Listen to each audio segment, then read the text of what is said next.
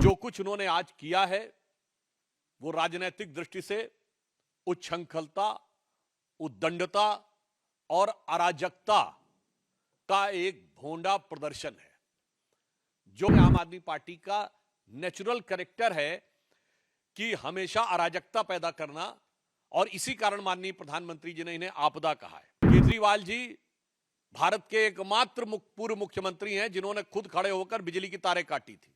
यह लाचारी है या बाजीगरी है, यह दिल्ली की जनता भली भांति समझ रही है। दिल्ली में चुनाव की आचार संहिता लगने के साथ ही भ्रष्टाचार के स्मारक की हकीकत तार तार होकर जनता के सामने आती जा रही है, और उसी के साथ साथ राजनीतिक शिष्टाचार को किस प्रकार से ध्वस्त किया जा सकता है और राजनीतिक आचार विचार को अपने भ्रष्टाचार को बचाने के लिए किस ढंग से ध्वस्त किया जा सकता है, उसका उदाहरण दिखाई पड़ रहा है।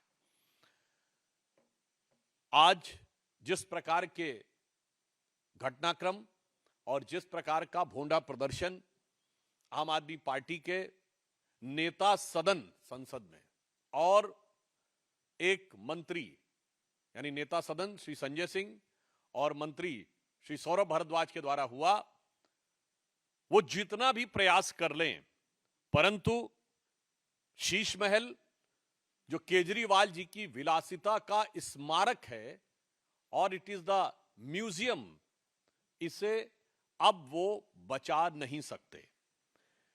दिल्ली की जनता को जिस निर्लज्जता के साथ लूटकर इस शीश महल का में अनेक प्रकार की सुख भोग की वस्तुओं का संग्रहालय बनाया गया, उस हकीकत से वो बच नहीं सकते।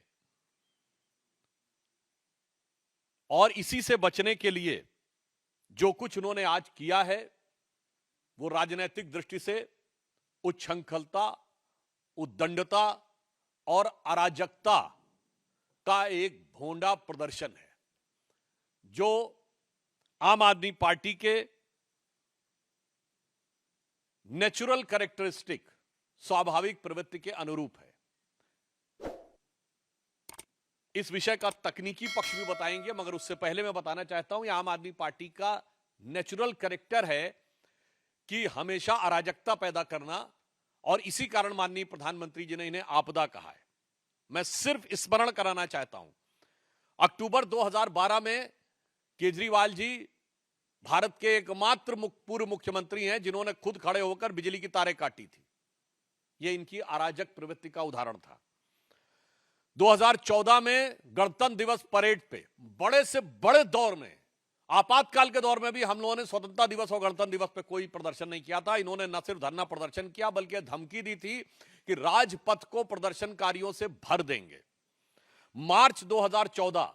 5 मार्च 2014 को भारतीय जनता पार्टी के कार्यालय पर लाठी डंडों को लेकर अशोक मार्ग वाले हमारे पुराने कार्यालय पे हमला किया था, और जिसमें इनकी सेंट्रल वर्किंग कमेटी के लोग थे, यानी जैसे हमारे यहां पार्लियामेंट्री बोर्ड के लोग हों।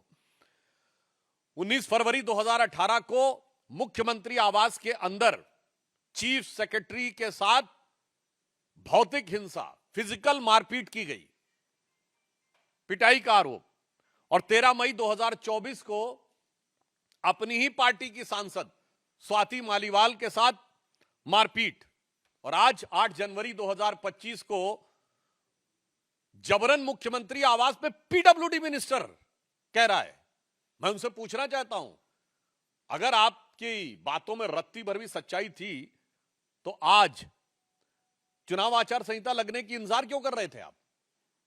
कल तक तो पीडब्ल्यूडी मंत्री महोदय के हाथ में सब कुछ था। यह लाचारी है या बाजीगरी है, यह दिल्ली की जनता भली भांति समझ रही है। और फिर उसके बाद जिस ढंग से सरकारी कर्मचारियों को धमकाते हुए दिखाई पड़े, यह निश्चित रूप से दिल्ली और सेंट्रल गवर्नमेंट दोनों के सरकारी कर्मचारियों का भी अपमान है, और यह उनकी उसी अराजक प्रवृत्ति के अनुरूप है जिसमें वो चीफ सेक्रेटरी के साथ मारपीट कर चुके हैं और अपनी सांसद के साथ मारपीट कर चुके हैं।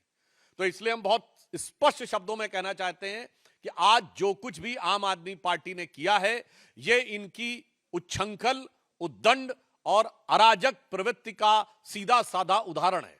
This is a glaring example of their irresponsible, insane, and anarchic behavior.